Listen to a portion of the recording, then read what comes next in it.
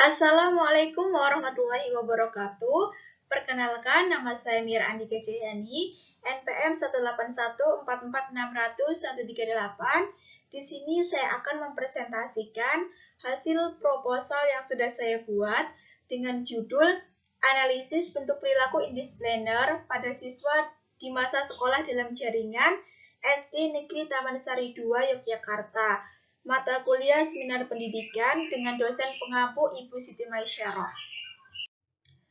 Bab 1 Pendahuluan. A. Latar belakang. Sejak 2019 lalu, dunia digoncang oleh pandemi COVID-19 yang bermula di Wuhan, Hubei, Republik Rakyat Tiongkok.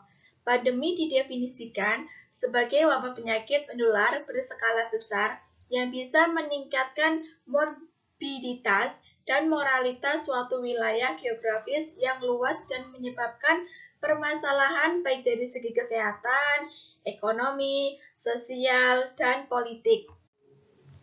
Dalam upaya pengembalian kondisi dunia, pemerintah melaksanakan program vaksinasi di seluruh dunia, termasuk negara Indonesia.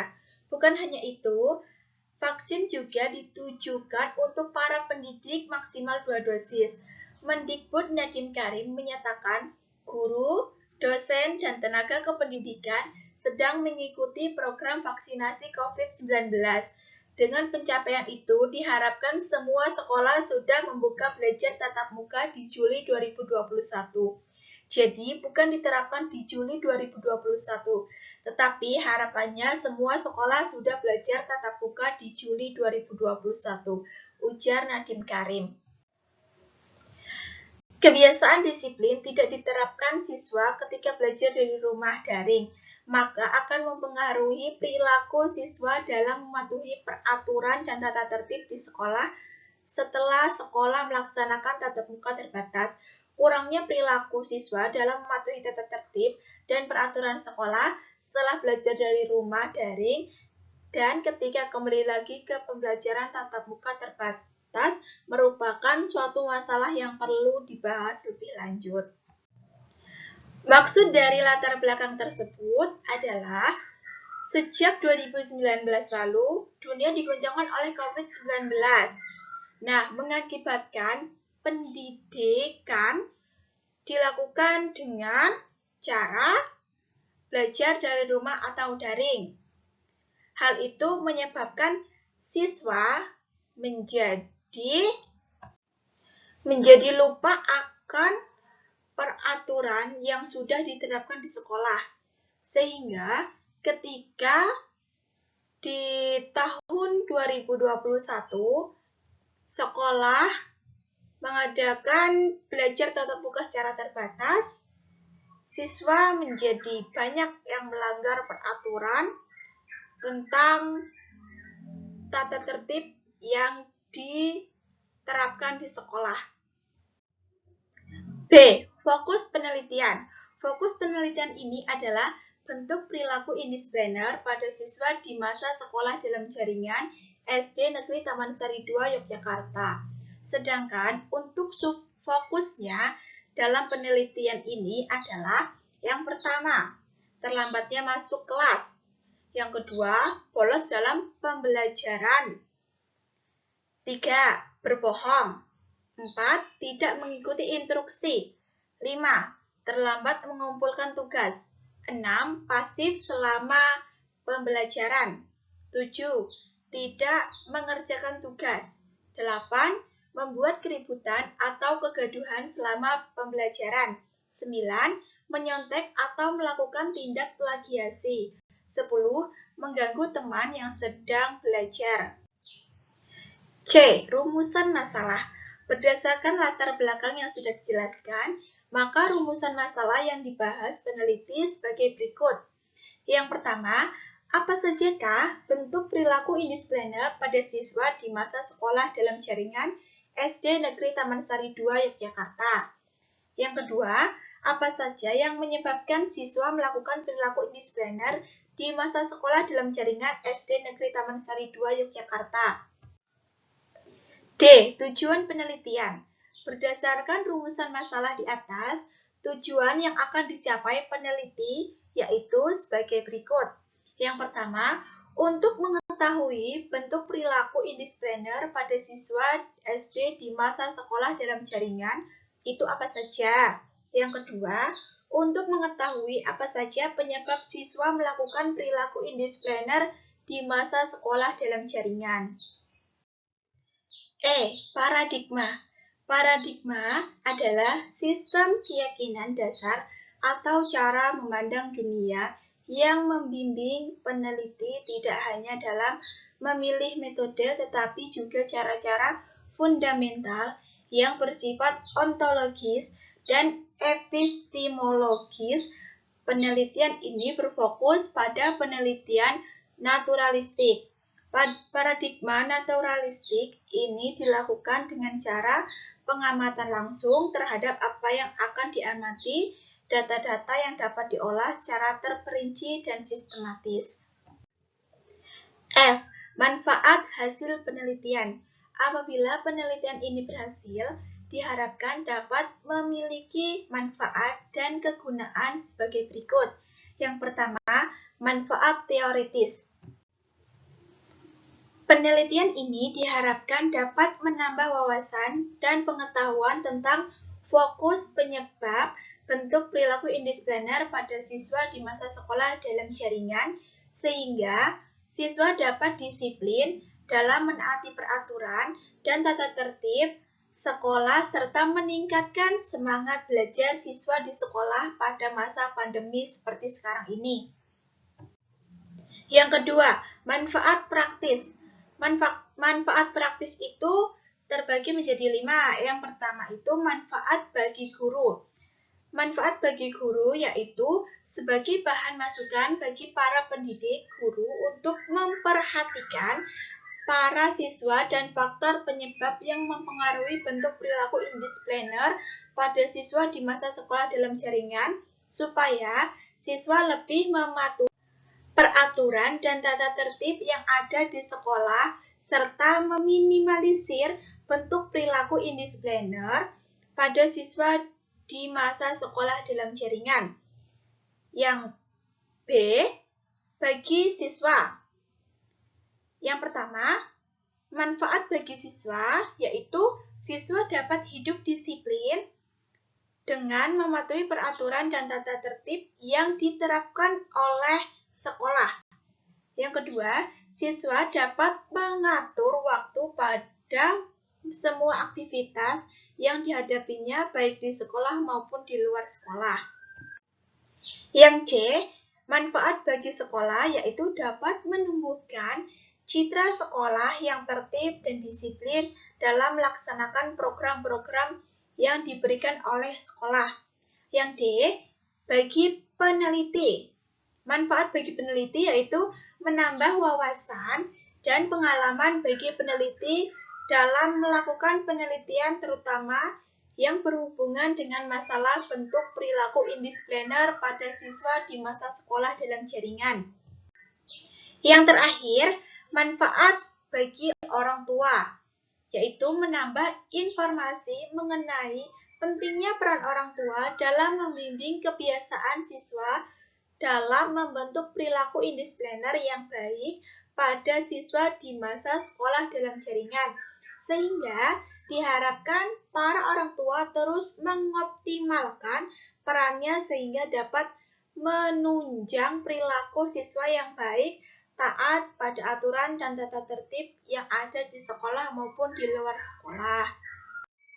Bab 2. Kajian teori. A. Kajian teori 1. Pandemi COVID-19. A. Kondisi COVID-19. Sejak 2019 lalu, dunia digoncangkan oleh pandemi COVID-19 yang bermula di Wuhan, Hubei, Republik Rakyat Tiongkok. Pandemi didefinisikan sebagai wabah penyakit menular berskala besar yang bisa meningkatkan morbiditas dan moralitas suatu wilayah geografis yang luas dan menyebabkan permasalahan baik dari segi kesehatan, sosial, ekonomi, dan politik. Yang B. Pembelajaran daring. Santika 2021 halaman 12, pembelajaran daring merupakan pembelajaran tanpa tatap muka secara langsung antara guru dan siswa, tetapi dilakukan melalui jaringan internet online dari tempat yang berbeda. C. Kelebihan pembelajaran daring. Yang pertama, pengalaman pribadi dalam belajar, pilihan untuk mandiri dalam belajar. Yang kedua, menjadikan siswa untuk berusaha melangkah maju, memilih sendiri peralatan yang digunakan untuk penyampaian belajar mengajar, dan mengumpulkan bahan-bahan sesuai dengan kebutuhan. Yang ketiga, mudah digapai, pemakaian dapat dengan mudah memakai e-learning dimanapun juga selama mereka terhubung dengan internet. Yang keempat, e-learning dapat dicapai para pemakai dan pelajar tanpa dibatasi oleh jarak, tempat, dan waktu. Kurangnya pembelajaran daring. Yang pertama, kurang interaksi antara pelajar dan mengajar atau bahan antara siswa itu sendiri. Yang kedua, proses belajar mengajar cenderung ke arah pelatihan dari para pendidik. Yang ketiga, perubahan peran mengajar dari yang semula menguasai teknik pembelajaran konvensional kini juga dituntut menguasai teknik pembelajaran yang menggunakan IT, Information Communication, atau teknologi. Yang E, tujuan pembelajaran daring. Yang pertama, memastikan pemenuhan hak peserta didik untuk mendapatkan layanan pendidikan selama darurat COVID-19. Yang kedua, melindungi warga satuan pendidikan dari dampak buruk COVID-19. Yang ketiga, mencegah penyebaran dan penularan COVID-19 di satuan pendidikan. Dan yang keempat, memastikan pemenuhan dukungan psikologis bagi pendidik, peserta didik, dan orang tua. Yang F, metode dan media pelaksanaan pembelajaran daring itu ada dua. Yang pertama, pembelajaran jarak jauh dalam jaringan daring. Yang kedua, pembelajaran jarak jauh luar jaringan luring. 2. Indiscipliner. A. Pengertian indiscipliner. Indiscipliner merupakan suatu sikap atau perilaku yang melanggar aturan atau tidak patuh pada aturan yang telah berlaku untuk dilaksanakan dengan disiplin yang baik. Indiscipliner adalah perilaku yang menunjukkan tidak patuh pada peraturan dan tata tertib sekolah yang sudah ada. B. Bentuk perilaku indisipliner. Bentuk-bentuk perilaku indisipliner peserta didik yang sering dijumpai antara lain: yang pertama, terlambat masuk kelas; yang kedua, bolos dalam pembelajaran; yang ketiga, berbohong; yang keempat, tidak mengikuti instruksi; yang kelima, terlambat mengumpulkan tugas; yang keenam, pasif selama pembelajaran; yang ketujuh, tidak mengerjakan tugas; yang kedelapan, membuat keributan atau kegaduhan selama pembelajaran; yang kesembilan, menyontek atau melakukan tindak plagiasi; yang ke-10, mengganggu teman yang sedang belajar. C. Faktor-faktor indisipliner. Pada masa pandemi, kedisiplinan siswa juga mengalami penurunan. Beberapa faktor yang mempengaruhi penurunan disiplin siswa selama pembelajaran online akibat pandemi COVID-19 yaitu penurunan motivasi belajar siswa, keterbatasan sarana dan prasarana, kurangnya waktu luang orang tua, dan penggunaan gawai yang berlebihan. D. Solusi pada perilaku indisipliner. Menurut Prihatin 2011, halaman 94, penanggulangan pelanggaran disiplin dapat dilakukan dengan beberapa cara sebagai berikut. Yang pertama, pengenalan siswa. Yang kedua, tindakan korektif yang meliputi tindakan dan bukan ceramah. Don't bergain, gunakan kontrol kerja. Dan menyertakan peraturan dan konsekuensinya dengan jelas. Yang terakhir, tindakan penyembuhan. B. Penelitian yang relevan. Beberapa penelitian yang relevan dalam penelitian ini antara lain sebagai berikut. Nurdin, Leaude, Anhusadar, Pendidikan Islam Anak Usia Dini, Institut Agama Islam Negeri Kendari Indonesia 2020. Meneliti dengan judul Efektivitas Pembelajaran Secara Online Pendidikan PAUD di Tengah Pandemi COVID-19. Hasil penelitian ini menunjukkan bahwa efektivitas pembelajaran online pada lembaga PAUD di tengah pandemi COVID-19 belum berjalan efektif. Perbedaan penelitian Nurdin dengan penelitian ini yaitu meneliti tentang bentuk perilaku indisipliner yang digunakan siswa SD, serta subjek yang diteliti yaitu siswa SD yang suka melakukan perilaku indisipliner dan tidak menerapkan peraturan dan tata tertib yang dibuat oleh sekolah. Adapun persamaan dalam penelitian ini yaitu sama-sama meneliti di sekolah dalam jaringan daring atau pembelajaran online. C. Pertanyaan penelitian. Bentuk pertanyaan penelitian yang muncul pada penelitian ini adalah sebagai berikut. Yang pertama, bentuk perilaku indisipliner yang sering dilakukan siswa di masa sekolah dalam jaringan SD Negeri Taman Sari 2. Yang kedua, apa sajakah faktor penyebab siswa melakukan perilaku indisipliner seperti terlambat masuk sekolah, bolos dalam pembelajaran, dan berbohong. Yang ketiga, bagaimana cara guru menangani siswa SD yang melakukan perilaku indisipliner seperti tidak mengikuti instruksi dengan baik, terlambat mengumpulkan tugas, pasif dalam pembelajaran, dan tidak mengerjakan tugas. Yang keempat, sanksi seperti apa yang diberikan bagi siswa SD yang melakukan bentuk perilaku indisipliner seperti membuat keributan atau kegaduhan selama pembelajaran, menyontek atau melakukan tindak plagiasi, dan mengganggu teman yang sedang belajar. Yang kelima, solusi seperti apa yang dapat diberikan sekolah kepada siswa perilaku indisipliner agar dapat mengurangi bentuk indisipliner di sekolah. Bab 3. Metode penelitian. A. Latar penelitian. Penelitian ini dilaksanakan di SD Negeri Taman Sari 2. Waktu yang digunakan untuk penelitian ini adalah bulan Maret 2021. Alasan penelitian tempat tersebut dikarenakan siswa SD Negeri Taman Sari 2 selama masa sekolah dalam jaringan yang sudah diperbolehkan tatap muka terbatas terhadap pemerintah membuat siswa melakukan bentuk perilaku indisipliner.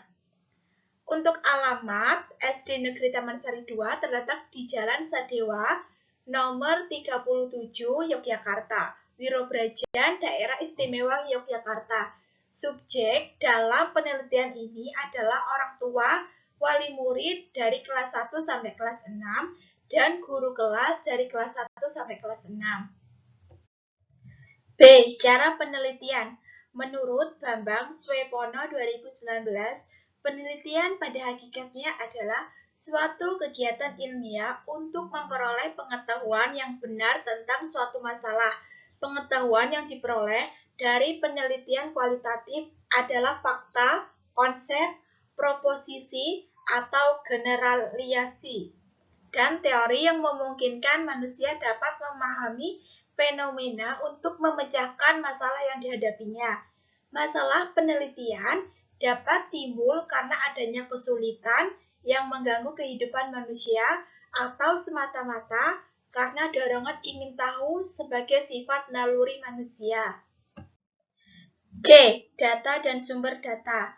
Menurut Sugiono 2014 halaman 216, dalam penelitian kualitatif, sampel sumber data dipilih secara proporsive sampling dan snowball sampling.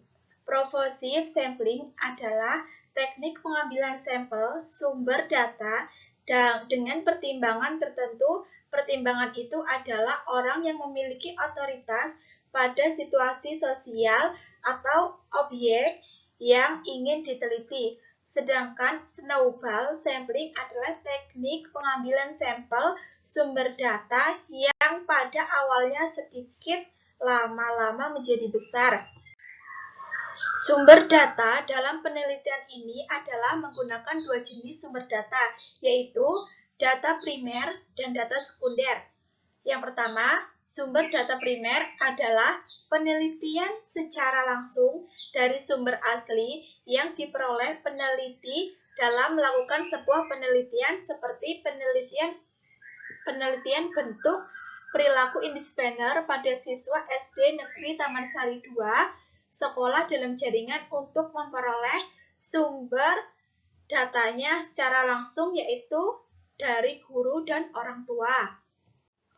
Yang kedua, sumber data sekunder adalah sumber data yang tidak langsung diperoleh karena sumber datanya sekunder dapat diperoleh dengan cara dokumentasi arsip pada siswa tentang perilaku indisipliner yang dilakukan di sekolah sebagai penguat data yang diperoleh oleh peneliti.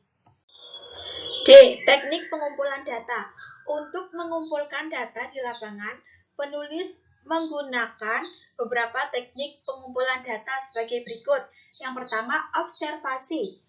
Menurut Sukamadinata dalam Dewanti Hendraruni DKK 2018 menuturkan bahwa observasi merupakan teknik pengumpulan data dengan cara mengadakan pengamatan terhadap kegiatan yang sedang berlangsung atau saat itu sedang terjadi. Yang kedua, wawancara. Wawancara digunakan sebagai teknik pengumpulan data apabila peneliti ingin melakukan studi pendahuluan dan juga mengetahui hal-hal dari responden yang lebih mendalam, sehingga wawancara dapat diartikan proses tanya-jawab secara langsung kepada responden untuk mengetahui suatu hal secara mendalam. Yang terakhir, dokumentasi. Dokumentasi adalah mencari data mengenai hal-hal atau variabel yang berupa catatan, transkrip, buku, surat kabar, majalah, prestasi notulen, rapat, dan lain sebagainya. Dalam penelitian ini, dokumentasi yang dilakukan seperti mendokumentasikan arsip siswa dari kelas 1 sampai kelas 6 yang sering melakukan bentuk perilaku indisipliner di sekolah. E. Instrumen penelitian.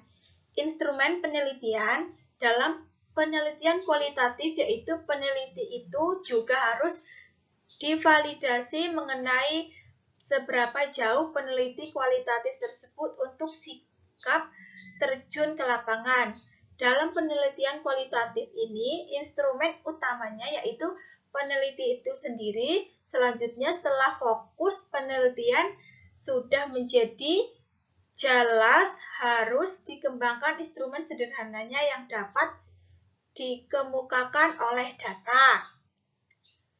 Nah, instrumen penelitian ini yaitu nanti kisi-kisi tentang observasi, kisi-kisi instrumen tentang wawancara guru dari kelas 1 sampai kelas 6, dan kisi-kisi instrumen wawancara orang tua wali murid dari kelas 1 sampai kelas 6.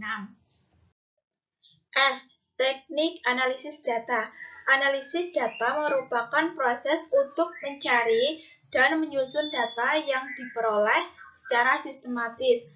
Teknik analisis data yang digunakan pada penelitian ini yaitu yang pertama, reduksi data. Menurut Miles dan Hupp-Riemann dalam Hamzah 2020 halaman 109, reduksi data merupakan kegiatan mencatat secara rinci dan teliti. Reduksi data ini dilakukan untuk menghindari penumpukan data dengan cara merangkum, memilih hal-hal pokok, memfokuskan pada hal yang penting, mencari tema, dan membuang informasi yang tidak perlu. 2. Penyajian data. Langkah selanjutnya setelah mereduksi data yaitu menyajikan data terpilih yang telah dikaji dalam bentuk narasi. Maksudnya adalah, jadi peneliti setelah mereduksi data yang telah didapatkan, setelah itu peneliti membuat sebuah narasi atau catatan yang dituangkan pada laporan dan berisi sama seperti apa yang didapatkan oleh peneliti pada saat mereduksi data. 3. Penarikan kesimpulan. Penarikan kesimpulan adalah usaha untuk memaknai atau mengartikan data-data yang diperoleh untuk disimpulkan sebagai hasil dari penelitian. Maksudnya adalah setelah peneliti reduksi data dan menyusun penyajian data, kemudian peneliti menarik kesimpulan terhadap data yang didapatkan oleh peneliti agar dapat diketahui secara garis besar yang diperoleh oleh peneliti. G. Pemeriksaan keabsahan data. Berdasarkan data-data yang diperoleh selama penelitian berlangsung, maka peneliti perlu mengecek kebenaran data tersebut. Untuk mengecek kebenaran data tersebut, maka peneliti dapat melakukan triangulasi. Menurut Sugiono dalam Matsun DKK 2016, triangulasi diartikan sebagai pengecekan data dari berbagai sumber dengan berbagai cara dan berbagai waktu, di mana triangulasi terdiri dari 3 jenis, yaitu triangulasi teknik, triangulasi sumber, dan triangulasi waktu. Sekian presentasi proposal yang dapat saya sampaikan. Kurang lebihnya saya mohon maaf. Terima kasih banyak. Wassalamualaikum warahmatullahi wabarakatuh.